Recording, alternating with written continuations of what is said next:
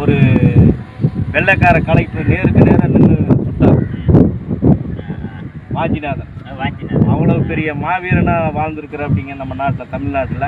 வாஞ்சிநாதன் மட்டுமல்லங்க, அவருடைய பெருமையை வருங்கால சங்கதிகள்லாம் மறக்கக்கூடாது. கண்டிப்பாக. ஏன்னா அவருக்கு முன்னாடி பார்த்தீங்கன்னா வீரபாண்டிய கட்டபொம்மன், அவருக்கு முன்னாடி வீரபாண்டிய கட்டபொம்மன் சொல்லி அவரு வாழ்ந்தது திருநெல்வேலி மாவட்டத்தில் தான்.